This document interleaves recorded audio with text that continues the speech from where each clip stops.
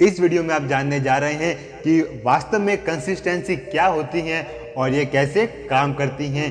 ये कहानी शुरू होती है टोक्यो के एक छोटे से गांव में, जहाँ पे एक बच्चे ने सपना देखा कि वह बड़ा होकर एक सेंसेई बनेगा। सेंसेई वह होता है जो अपने मार्शल आर्ट में इतना सक्षम हो चुका होता है कि उसे दुनिया का कोई भी मार्शल आर्ट किंग नहीं हरा सकता है। जब धीरे धीरे वह बच्चा बड़ा हो रहा था तो वह हर बार अपने माता पिता से यही कहता था कि मैं बड़ा होकर सेंसेई ही बनूंगा, जिसकी वजह से उसके माता पिता ने भी निश्चय किया जब ये 10 साल का हो जाएगा तो हम इसे एक मार्शल आर्ट की स्कूल में भेज देंगे, जहाँ पे वह अपना सपना पूरा कर सके और एक सेंसेई बन सके। एक दिन की बात है, वे कई कार में घूमने जा रहे थे, जिसकी वजह से अचानक उनके साथ एक दुर्घटना हो गई, जिसकी वजह से उस बच्चे का पूरा बायां हाथ पूरी तरह से खराब हो चुका था। फिर डॉक्टर ने कहा कि उसका बायां हाथ हमें काटना होगा, वरना लड़के को बचाना पूरी तरह से नामुमकिन है। तो इस पे घर वालों ने फैसला किया कि ठीक है, बच्चे का बायां हाथ काट लिया जाए। तो फिर बच्चे का बायां हाथ काटने के बाद भी बच्चा यही कह रहा था कि मुझे कैसे भी करके मार्शल आर्ट सीखना है और उसमें सेंसेई बनना है। घर वाले ये सोच के हैरान थे कि बच्चा एक सेंसेई कैसे बन सकता है, क्योंकि उसका एक बाह्य हाथ तो है ही नहीं। लेकिन बच्चे की जिद के आगे आखिरकार माँ बाप ने हार मान ही ली और वहाँ के बेस्ट मार्शल आर्ट स्कूल में दाखिला दिला दिया, जिसकी वजह से अब बच्चा वहाँ अपनी मार्शल आर्ट की ट्रेनिंग करने के लिए गया। जब शुरुआत में वो लड़का गया तो उसके गुरु ने उससे यही कहा कि तुम्हारे पास बायां हाथ है ही नहीं तो तुम मार्शल आर्ट कैसे कर सकते हो। तो इस पे उस शिष्य ने जो जवाब दिया वो गुरु के दिल में छप गया। उसने कहा कि मुझे बिल्कुल नहीं पता कि मैं मार्शल आर्ट कैसे सीखूंगा और मैं नहीं जानता कि आप मुझे मार्शल आर्ट कैसे सिखाएंगे, लेकिन ये मुझे भरोसा है कि आने वाले समय में मैं एक बेहतर सेंसेई बन सकूंगा और ये भी भरोसा है मुझे कि वो आप मुझे सिखाएंगे।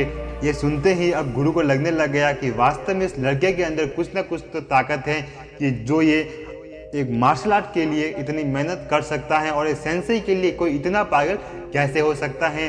तो फिर गुरु ने कहा ठीक है, मैं तुम्हें ट्रेन करूंगा। और जब ट्रेनिंग शुरू हुई तो लड़के को सिर्फ एक किक की सिखाई गई। शुरुआत के समय में लड़के को लगा कि शायद मैं इस किक का प्रयोग करूं, जिसकी वजह से मैं इसे सीख जाऊंगा, फिर गुरु मुझे नई नई और टेक्निक सिखाते रहेंगे।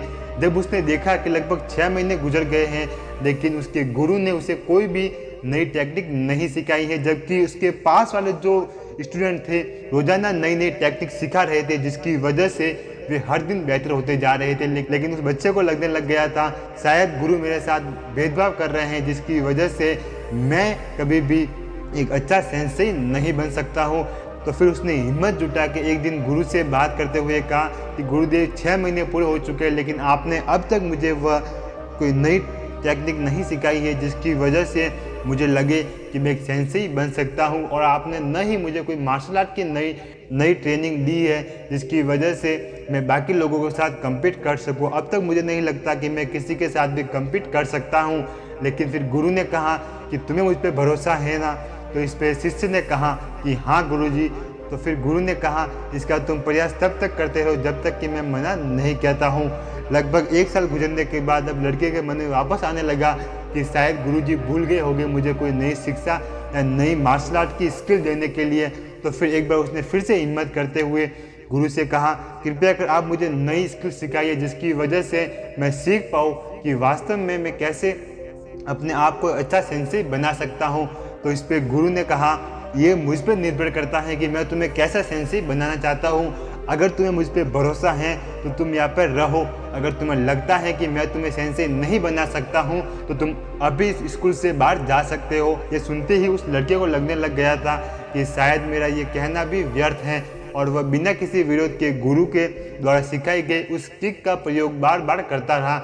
लगभग 8 साल गुजर गए थे। वह लड़का सिर्फ एक ही किक का प्रयोग बार बार कर रहा था, लेकिन उसके जो बाकी स्टूडेंट थे इतनी सारी नई नई मार्शल आर्ट स्किल सीख चुके थे कि वह उसमें महारत हासिल करने लग चुके थे। लेकिन अब उस बालक को लगने लग गया था कि शायद मैं कभी भी एक अच्छा सेंसेई नहीं बन सकता हूँ। जब आखिर में उन सबको घर जाने की बारी आई, स्कूल का एक नियम था कि आप सब में एक प्रतियोगिता कराई जाएंगी और जो ये प्रतियोगिता जीतेगा वही इस स्कूल का आने वाला सेंसेई बनेगा।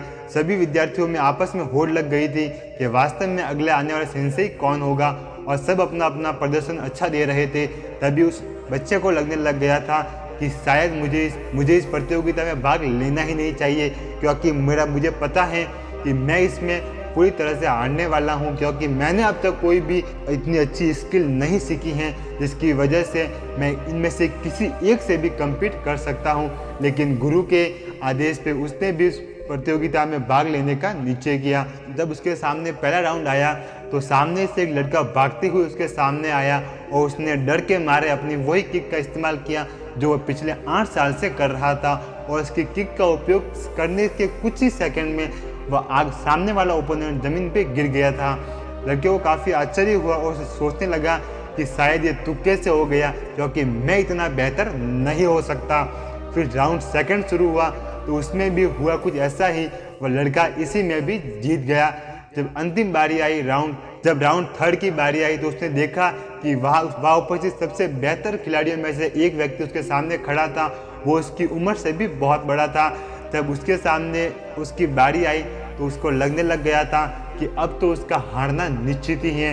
तो जब वो सामने वाला व्यक्ति उसके सामने झपटा तो उसने अपने बचाव के लिए वापस वही लात का इस्तेमाल किया जो वो अपने पिछले 8 साल से करता आ रहा था, और आखिरकार वो फाइनली इस मुकाबले में भी जीत गया और आखिरकार वह अगले साल का सेंसेई बन चुका था। यह देखते ही यह सब प्रतियोगिता खत्म होने के बाद उसके मन में सवाल उठने लगा कि आखिर में वो इतना अच्छा सेंसेई नहीं हो सकता है, क्योंकि उसने न तो कभी कोई नई स्किल सीखी, उसके पास तो सिर्फ एक ही मार्शल आर्ट स्किल थी, वो थी किक लगाना, और इसके सिवा उसके पास कोई अदर स्किल थी ही नहीं। तो वह कैसे इस प्रतियोगिता को जीत गया?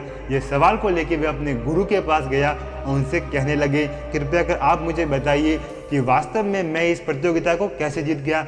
आपने सिर्फ मुझे एक किक का ही प्रयोग सिखाया था, उसके अलावा न तो आपने मुझे कोई मार्शल आर्ट स्किल सिखाई और न ही कोई टेक्निक सिखाई, तो मैं ये प्रतियोगिता कैसे जीत गया? तो इस पे गुरु ने मुस्कुराते हुए कहा, जिस समय तुम पहले दिन आए थे तो मैंने तुम्हारे अंदर एक ऐसा व्यक्ति देखा था जो वाकई में एक सेंसेई बनने लायक था। उसके अंदर इतनी तीव्र इच्छा थी कि उसको सेंसेई बनने से कोई नहीं रोक सकता था। फिर मैंने देखा कि तुम्हारा बायां हाथ नहीं है, तो मैंने तुम्हें एक किक की प्रैक्टिस करवाई, और वह किक दुनिया की सबसे मुश्किल किक में से एक थी, और उस किक का तोड़ भी सिर्फ एक ही था कि इस किक को अगर हम डिफ्यूज़ करना है तो हमें जो व्यक्ति उस किक का इस्तेमाल कर रहा है उसके बायां हाथ को पकड़ के उसको ज़मीन पे गिरा देना चाहिए, जिसकी वजह से वह हार सकता है। लेकिन सौभाग्य की बात यह है कि तुम्हारे पास बायां हाथ है ही नहीं, जिसकी वजह से तुम्हें कोई भी इस किक में हरा नहीं सकता है।